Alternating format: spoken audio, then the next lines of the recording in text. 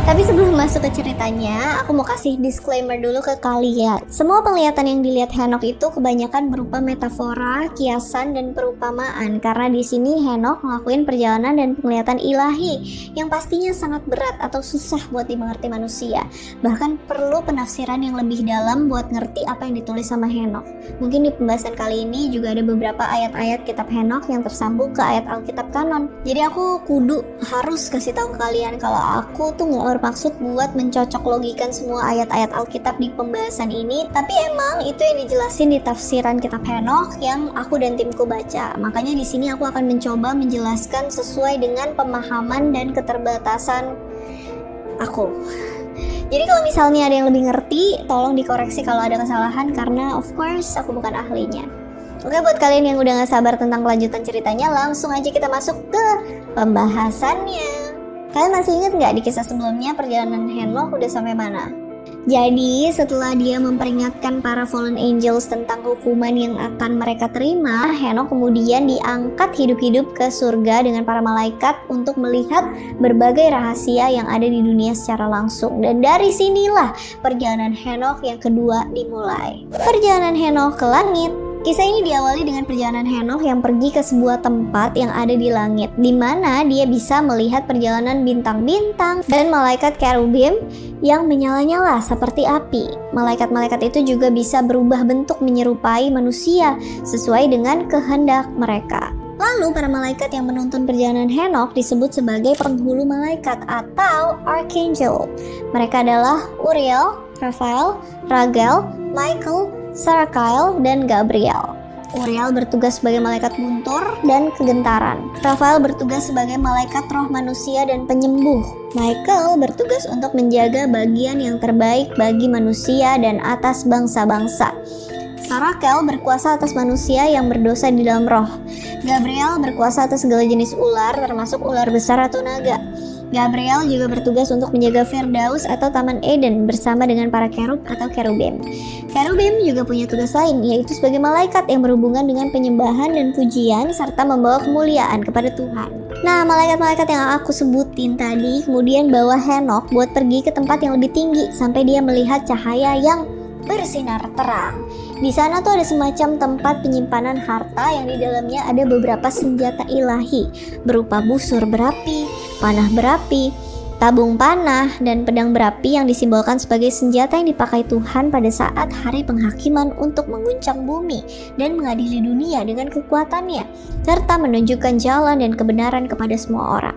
Bisa dibilang, senjata ilahi yang disebut Henokh hanya sebagai kiasan, sama seperti yang tertulis di dalam Mazmur 7 ayat 11-14. Setelah itu para malaikat ngajak Henokh pergi ke suatu tempat untuk melihat air kehidupan. Beberapa sumber mengatakan kalau air kehidupan itu melambangkan Roh Kudus, yang tertulis di dalam Yohanes 4 ayat 14. Beberapa ribu tahun kemudian, air kehidupan atau Roh Kudus yang dilihat Henokh ini akan dicurahkan ke dalam hati setiap manusia yang percaya sama Tuhan. Peristiwa ini disebut sebagai Hari Pentakosta. Setelah melihat air kehidupan, Henokh pergi ke tempat perbendaharaan semua angin, di mana uap-uap air akan dibawa naik oleh angin sampai membentuk awan, hujan, salju, gemuruh, dan juga petir. Selain itu, Henokh juga bilang kalau arah angin itu dibagi dalam beberapa bagian. Misalnya 4 angin yang menopang bumi, yaitu utara, selatan, timur, dan barat. Kalau sekarang 4 arah mata angin ini disebut sebagai cardinal directions atau cardinal points. Kemudian hal menarik lain yang ditulis Henokh ada di pasal 18 ayat 3 yang bilang, "Dan aku melihat bagaimana angin memperluas ketinggian langit." Ini mendukung teori perluasan ruang alam semesta yang disebut sebagai Cosmic Inflation Theory atau the expansion of the universe. Padahal pengamatan teori ini pertama kali dilakuin pada tahun 1924 sama seorang astronom Swedia yang bernama Knut Lundmark. Yang jadi pertanyaan, kok bisa Henokh udah tahu tentang hal ini sejak ribuan tahun lalu? Padahal saat itu belum ada teknologi canggih kayak sekarang. Satu-satunya jawaban yang bisa diterima ya karena Henokh memang beneran dikasih nubuat atau pengetahuan ilahi dengan melihat secara langsung semua rahasia dunia yang tersembunyi. Gak cuma teori perluasan alam semesta, tapi Henoch juga menyinggung tentang teori relativitas umum atau teori gravitasi Einstein yang dikemukakan pada tahun 1915, di mana gravitasi adalah lengkungan ruang waktu yang menyebabkan benda-benda di langit saling menarik satu sama lain dan membentuk sistem jalur orbit planet-planet, bintang-bintang, tata surya, galaksi, maupun sistem yang lebih besar. Tapi Henoch nggak bilang kalau itu adalah gravitasi, dia tuh cuma bilang angin yang menggerakkan, seperti yang ditulis Henoch di pasal 18 ayat 4. Dan aku melihat angin yang menggerakkan langit, yang menggerakkan peredaran matahari dan semua bintang. Waktu melihat jalur pergerakan benda-benda langit, di sana Henoch merhatiin pergerakan matahari dan penasaran kenapa matahari selalu mengeluarkan api dan berjalan tanpa henti. Terus kenapa matahari nggak pernah bergerak keluar dari jalurnya? Makanya Henoch nanya ke malaikat Raguel, mengapa api itu tidak pernah berhenti untuk beristirahat? Terus Raguel bilang kalau Tuhan yang menetapkan semua jalur benda-benda langit secara kompleks, sehingga semuanya bergerak sesuai aturan dan gak bertabrakan satu sama lain. Perjalanan Henoch ke barat. Henoch kemudian ngikutin pergerakan matahari sampai terbenam di sebelah barat. Jadi sekarang Henoch udah ada di bumi bagian barat. Di sana, Henoch melihat sungai api yang mengalir sampai ke neraka terdalam. Kalau di mitologi Yunani, sungai api ini disebut sebagai sungai Phlegethon yang mengalir sampai ke dalam Tartarus. Kalau di masa sekarang, sungai api yang dilihat Henoch ini disebut sebagai magma, material panas yang ada di bawah permukaan bumi atau kawah gunung berapi. Sedangkan magma yang keluar dari gunung berapi disebut sebagai lava. Nah, setelah Henoch melihat sungai api itu, dia pergi ke suatu tempat. Terus dia melihat semua sungai di bumi yang mengarah ke satu sumber atau yang Henoch sebut sebagai sungai besar. Tapi ini sebenarnya adalah samudra. Kalau di mitologi Yunani, sungai besar ini disebut sebagai Oceanus. Seorang penyair Yunani kuno yang bernama Hesiod mengatakan kalau Oceanus juga disebut sebagai sungai besar yang mengelilingi dunia. Mirip kayak apa yang dideskripsikan sama Henoch. Beberapa saat kemudian, Henoch melakukan perjalanan ke tempat yang lebih dalam dan melihat kalau sungai besar itu mengalir sampai ke kedalaman bumi dan lama-kelamaan menuju ke dalam kegelapan yang gak pernah terjangkau sama manusia. Henoch bilang kalau gak ada manusia yang pernah menjelajah ke tempat itu. Bahkan sampai sekarang pun, manusia hanya menjelajahi 5% dari seluruh lautan yang ada di bumi. Jadi kalau kalian penasaran apa aja sih yang ada di bawah lautan atau apakah ada manusia yang pernah sampai ke dasar laut? Di sini terungkap kalau Henoch jadi manusia pertama yang pernah menelusuri semua kedalaman laut dan ngasih tahu apa aja rahasia yang ada di dunia bawah laut. Henoch bilang kalau dasar laut itu tuh terhubung ke underworld. Henoch juga bilang kalau nggak ada satupun makhluk hidup yang bisa sampai ke sana. Jadi tempat itu hampa dan kosong. Cuma Henoch yang bisa pergi ke sana karena dibantu sama para malaikat. Setelah itu Henoch bilang kalau dia ngeliat tempat kemana semua arus air di lautan mengalir sampai di kedalaman laut atau mulut lautan. Di sini terungkap kalau sebenarnya di dalam lautan tuh ada arus lautan yang mengalir di kedalaman laut sampai mentok di sebuah tempat yang mirip kayak portal yang menghubungkan dunia atas dan dunia bawah. Henoch nyebut tempat ini sebagai mulut lautan. Arus lautan yang ditulis dalam kitab Henoch ini juga sempat dimention dalam kitab Perjanjian Lama, tepatnya di Mazmur 8 ayat 8. Tapi apakah arus lautan itu benar-benar ada? Atau mungkin cuma sekedar kiasan dan metafora? Jadi pada tahun 1786, Benjamin Franklin menerbitkan informasi yang dia dapat dari percakapannya dengan para kapten kapal yang sering mengarungi lautan. Mereka bilang kalau ada banyak arus-arus lautan seperti the Gulf Stream atau arus teluk yang mengalir melalui suatu sungai yang sangat dalam di bawah permukaan Samudra Atlantik. Arus lautan ini luar biasa besar karena mengalirkan volume air yang 25 kali lebih banyak daripada semua sungai yang ada di bumi. Para ilmuwan selanjutnya mendapati kalau the Gulf Stream hanyalah bagian kecil dari suatu sistem pusaran air yang luar biasa besar. Bahkan ilmuwan meyakini kalau arus besar ini mengalir sepanjang 21.000 km mengitari Samudra Atlantik. Gak hanya itu, sebelumnya di tahun 1650 para ahli juga menemukan kalau Samudra Pasifik punya pusaran arus laut yang disebut the Black Stream. Buat yang masih bingung, arus lautan itu tuh mirip kayak yang ada di film Finding Nemo, waktu Dory dan bapaknya Nemo ketemu sama sekelompok penyu yang ada di dalam arus laut Australia Timur. Bedanya arus laut yang ditemuin para ahli tuh jauh lebih besar. Kemudian pada tahun 1996, ahli-ahli kelautan mempublikasikan tentang penemuan suatu sungai besar di bawah Samudra Pasifik yang mengalir ke arah utara. Intinya, sistem arus bawah laut ini berfungsi menghangatkan bumi bagian utara dan juga sebagai sirkulasi untuk menyegarkan air lautan. Kalau nggak ada siklus arus bawah laut ini, jadinya air lautan tuh bakalan tergenang. Nah, ini jadi salah satu alasan yang bikin kitab Henokh menarik. Karena jauh sebelum penemuan ini ditemukan di masa modern, Henokh udah melihat semuanya. Lagi pula, kalaupun sebagian orang meyakini kitab ini sebagai tulisan karangan yang muncul di abad ketiga sebelum Masehi, masa iya sih tulisan karangan itu bisa seakurat ini? Jadi semuanya balik lagi ke kepercayaan kita masing-masing ya. Oh iya, tadi aku sempat bilang kalau Henokh menjelajahi lautan sampai di bagian paling dasar dan ngelihat mulut lautan atau semacam portal yang menghubungkan dunia bawah. Tapi apakah itu juga beneran ada? Meskipun sampai sekarang belum ada penemuan yang membuktikan hal ini, tapi mulut lautan itu nggak cuma ditulis di kitab Henokh, karena disebutin juga di dalam Alkitab Kanon dengan sebutan yang berbeda. Misalnya jurang maut, perairan purba, sumber mata air, laut besar, atau kalau dalam bahasa Ibrani disebut dengan Abyss. Selain di dalam Alkitab, ternyata Abyss juga ada di berbagai mitologi. Contoh seperti 3 mata air purba di mitologi Nordik yang terhubung sampai ke dunia bawah atau Helheim. 3 mata air ini disebut sebagai Mimesbren, Havergalmer, dan Urdarbron. Kalau di mitologi Yunani, kalian pasti familiar banget sama sungai Acheron yang berfungsi sebagai pintu masuk ke dunianya Hades atau Underworld. Biasanya jiwa-jiwa orang yang udah meninggal akan diantar sama Charon menggunakan sebuah perahu untuk melewati sungai ini. Acheron juga muncul dalam Divine Comedy, tepatnya di Inferno saat Dante dan Virgil ngelakuin perjalanan sebelum masuk ke Limbo atau bagian neraka yang terluar. Kalau di mitologi Mesopotamia, sungai menuju Underworld atau dunia Kur disebut sebagai Apsu. Sedangkan di mitologi Mesir, perairan purba disebut Nu. Jadi, emang ada beberapa kesamaan yang bisa kita lihat antara satu kepercayaan dengan kepercayaan lain, sehingga benang merahnya bisa kita tarik dan terhubung satu sama lain. As always. Setelah Henokh menjelajah sampai di kedalaman lautan yang ada di sebelah barat, Henokh kemudian pergi ke arah barat laut. Di sana dia ngelihat 7 gunung berapi yang terus menyala siang dan malam.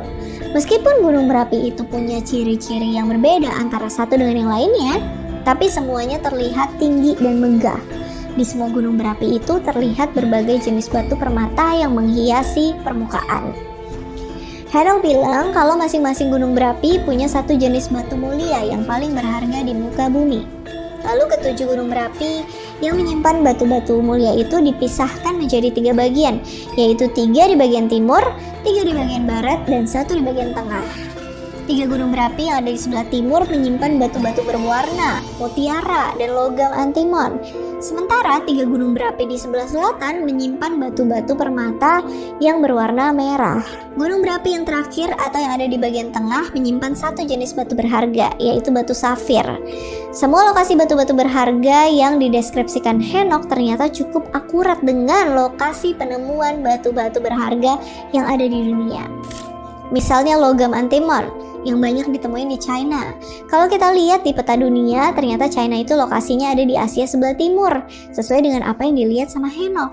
Kemudian batu safir yang kebanyakan ditemuin di daerah Afrika, kalau kalian lihat di peta, posisinya emang ada di tengah-tengah bumi.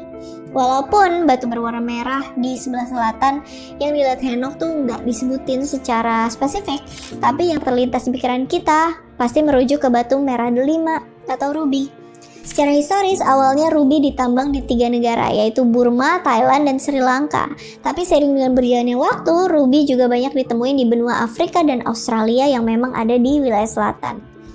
Sesuai dengan apa yang dilihat Henokh.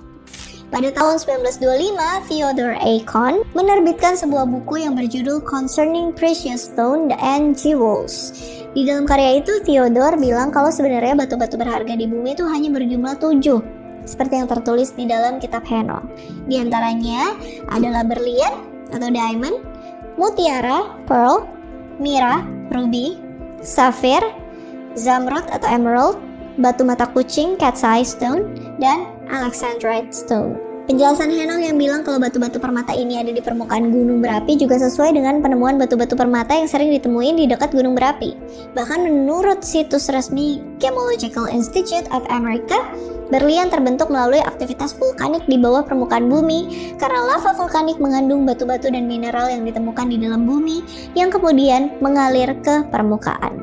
Selain berlian, beberapa tahun lalu letusan gunung berapi Kilauea di Hawaii sempat memuntahkan berlian hijau yang disebut peridot. Di antaranya ketujuh gunung berapi yang dilihat Henokh, hanya ada satu gunung yang tingginya melebihi gunung berapi lain. Gunung ini posisinya ada di tengah-tengah. Seperti yang sebelumnya aku bilang, kalau gunung berapi ini menyimpan batu-batu safir. Henokh bilang kalau gunung itu melambangkan tahta Allah yang tingginya sampai menyentuh langit. Nah, di sini terungkap kalau sebenarnya Henokh ada di Taman Eden. Kalau kalian penasaran tentang deskripsi lengkap Taman Eden itu kayak apa, di sini Henokh bilang kalau di tengah-tengah taman itu ada sebuah kursi singgasana yang megah dan dikelilingi pohon-pohon berbau harum. Di antara pohon-pohon itu, hanya ada satu pohon yang menarik perhatian Henokh karena aromanya beda sama pohon-pohon lainnya. Pohon itu disebut sebagai pohon kehidupan, yang juga ditulis dalam Kejadian 3 ayat 22-24. Henokh bilang kalau pohon itu memiliki daun dan kayu yang gak akan pernah layu. Terus buahnya tuh mirip kayak buah anggur.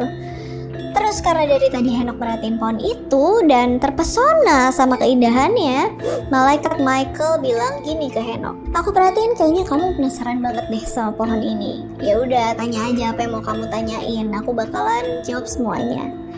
Mendengar tawaran Michael, Henokh jadi makin excited dan bilang, "Aku mau tahu tentang semua rahasia yang belum ku ketahui tentang pohon ini." Terus Michael bilang kalau pohon kehidupan itu nggak akan bisa disentuh sama manusia manapun sampai di hari penghakiman. Lalu saat tiba waktunya ketika Tuhan sudah menebus segala sesuatu dan menciptakan dunia yang baru, buah dari pohon kehidupan ini akan diberikan kepada orang-orang benar dan rendah hati, seperti yang tertulis dalam kitab Wahyu. Lalu kenapa Tuhan melarang pohon kehidupan itu disentuh sama manusia? Karena malaikat Michael bilang aroma pohon itu bisa masuk sampai ke tulang-tulang manusia dan mereka akan mendapatkan umur yang panjang seperti manusia-manusia zaman dulu yang umurnya tuh pada panjang-panjang. Contohnya Adam yang hidup selama 930 tahun atau Set yang umurnya mencapai 912 tahun. Ini juga tertulis dalam Yesaya 65 ayat 20. Di zaman Henokh, ketika manusia sudah banyak melakukan kejahatan dan berbagai perbuatan dosa dengan para fallen angels dan juga Nephilim, Tuhan kemudian menghukum manusia supaya batas umurnya paling lama cuma 120 tahun. Kayak ditulis dalam Kejadian 6 ayat 3. Tapi tenang aja, karena Tuhan memberikan harapan untuk kita semua dengan menjanjikan bumi dan langit yang baru, supaya di saat itu orang-orang pilihan akan menikmati buah dari pohon kehidupan dan hidup untuk selama-lamanya tanpa mengenal kesedihan, rasa sakit, dan penderitaan. Perjalanan Henokh ke tengah bumi, Yerusalem. Setelah melihat berbagai keindahan yang ada di Taman Eden, para malaikat kemudian membawa Henokh untuk pergi ke suatu tempat yang ada di tengah bumi. Kalau di zaman sekarang, tempat ini disebut sebagai Yerusalem. Kalau kalian lihat lokasi Yerusalem di peta dunia, ternyata emang bener kalau tempat ini tuh ada di tengah-tengah bumi seperti yang ditulis Henokh. Bahkan itu juga tertulis di kitab Yehezkiel 5 ayat 5. Henokh mendeskripsikan kalau Yerusalem merupakan tempat yang diberkati dan subur. Henokh juga melihat gunung yang kudus dan di bawah gunung itu ada sungai yang mengalir ke arah selatan. Ternyata gunung yang dideskripsikan Henokh adalah Gunung Zion. Lalu sungai yang mengalir ke arah selatan ternyata adalah Sungai Siloam. Habis itu Henokh melihat ke arah timur. Di sana ada gunung lain yang tingginya sama kayak Gunung Zion dan di antara gunung itu ada lembah yang dalam tapi nggak terlalu luas. Di lembah itu ada sungai yang mengalir di sepanjang gunung. Nah, gunung kedua yang tadi dilihat Henokh ternyata adalah Gunung Zaitun yang di bawahnya ada lembah Kidron atau lembah Yehosafat yang dialiri sungai Kidron. Setelah itu Henokh melihat gunung yang ketiga dari arah barat. Gunung itu nggak setinggi Gunung Zion dan Gunung Zaitun. Terus ada lembah kering di bawah gunung itu. Kalau di zaman sekarang, gunung ketiga yang dideskripsikan Henokh ini disebut sebagai Gunung Kehancuran atau kalau di dalam bahasa Ibrani disebut sebagai Gunung Masehit. Kenapa disebut sebagai gunung kehancuran? Karena di dalam 2 Raja-Raja 23 ayat 13 dijelasin kalau Raja Salomo mendirikan tempat pemujaan dewa-dewa palsu di gunung ini. Makanya sampai sekarang disebut sebagai gunung kebusukan atau gunung kehancuran. Sedangkan dalam bahasa Inggris disebut Mount of Corruption. Di bawah gunung ini juga ada sebuah lembah yang dideskripsikan Henokh sebagai lembah yang sangat kering. Auranya juga terlihat berbeda dari lembah-lembah lain. Makanya Henokh tercengang dan nanya ke malaikat Uriel, sebenarnya ini tuh lembah-lembah apa sih, kok kelihatan beda dari lembah-lembah yang lain? Terus malaikat Uriel bilang kalau itu adalah lembah terkutuk sebagai tempat untuk mengumpulkan orang-orang yang menghujat Tuhan pada hari-hari terakhir sampai mereka dihakimi ketika hari penghakiman sudah datang. Dalam kitab Yeremia juga ditulis tentang lembah terkutuk ini. Namanya adalah lembah Ben Hinnom atau lembah neraka. Karena di sana adalah tempat untuk melakukan ritual pengorbanan anak-anak kecil kepada dewa-dewa palsu, seperti yang tertulis di Yeremia 7 ayat 31 sampai 32. Perjalanan Henokh ke timur. Habis jalan-jalan ke bagian tengah bumi atau Yerusalem, Henokh kemudian pergi ke arah timur. Di sana dia ngelihat padang belantara yang luas banget dan penuh dengan tumbuhan atau pepohonan. Di sana juga ada air terjun yang deras sampai cipratan air terjun itu membentuk embun dan awan.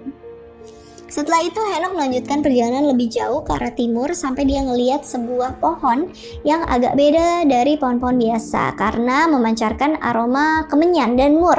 FYI, kemenyan dan mur itu terbuat dari getah tumbuh-tumbuhan yang berbau harum dan harganya juga lumayan mahal karena itu cuma bisa ditemuin di wilayah timur, sesuai dengan apa yang ditemuin Henokh di bumi bagian timur. Tapi meskipun harganya cukup mahal, benda ini tuh sering dijadiin item penting buat dihadiahin kepada orang-orang penting menurut tradisi orang-orang timur. Makanya saat Yesus lahir, ketiga orang-orang Majus dari timur kasih emas, kemenyan, dan mur sebagai hadiah dan persembahan. Oke, kita balik lagi ke perjalanan Henokh. Jadi setelah Henokh menemukan pohon yang beraroma kemenyan dan mur, dia melanjutkan perjalanan buat pergi ke tempat yang lebih jauh. Tapi di sepanjang perjalanan, Henokh terus dibuat kagum sama pemandangan yang indah karena dia melihat berbagai jenis pohon yang gak kalah menarik karena mengeluarkan bau harum. Beberapa di antaranya yaitu pohon kayu manis, pohon galbanum atau pohon getah rasa mala, dan pohon aloe. Nah, pohon-pohon yang disebutin Henokh ini kebanyakan dijadiin sumber untuk membuat minyak wangi sampai sekarang. Bahkan pohon-pohon yang disebutin Henokh banyak ditemuin di daerah kita atau Indonesia. Gak hanya itu, Henokh juga bilang kalau di wilayah timur tuh banyak ditemuin berbagai rempah-rempah seperti kayu manis, merica, dan narwastu. Jadi makin relate ya sama Indonesia yang terkenal di mata dunia karena kaya akan rempah-rempah. Habis itu Henokh semakin jauh ke arah timur sampai ketemu dengan hutan-hutan lebat yang dipenuhi pepohonan besar dan semua hewan-hewan yang belum pernah dia lihat sebelumnya. Henokh juga melihat burung-burung yang cantik dan indah dengan suara kicauan yang merdu banget sampai Henokh terpesona dengan keindahan alamnya. Nah, ini makin mendukung teori kalau sebenarnya Henokh emang beneran pergi ke daerah Indonesia karena Indonesia sendiri berada di wilayah tropis yang mendukung hewan-hewan dan tumbuhan untuk bertahan hidup sehingga kekayaan alam Indonesia tuh sangat beragam dan berlimpah dari segi flora dan faunanya. Bahkan ada julukan yang bilang kalau wilayah timur Indonesia itu seperti surga kecil yang jatuh ke bumi. Hal menarik lain yang dilihat Henokh gak hanya keindahan alam di bumi bagian timur, tapi sebenarnya pohon pengetahuan yang ada di kitab Kejadian juga ternyata lokasinya ada di daerah timur. Jadi di Taman Eden ada dua jenis pohon, yaitu pohon kehidupan dan pohon pengetahuan yang buahnya dilarang untuk dimakan manusia. Nah, pohon kehidupan kan udah aku jelasin tadi kalau lokasinya ada di bagian barat. Sementara pohon pengetahuan baru terungkap kalau sebenarnya ada di wilayah timur.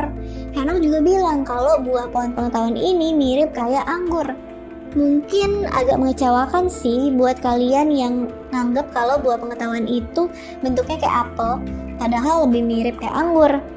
Ini karena di kitab Kejadian sendiri nggak mendeskripsikan secara detail tentang bentuk buah pengetahuan. Kemudian karena Henokh kelihatannya sangat tertarik dengan keindahan pohon pengetahuan ini, makanya Henokh bilang ke para malaikat kalau pohon itu tuh indah dan menyenangkan untuk dilihat.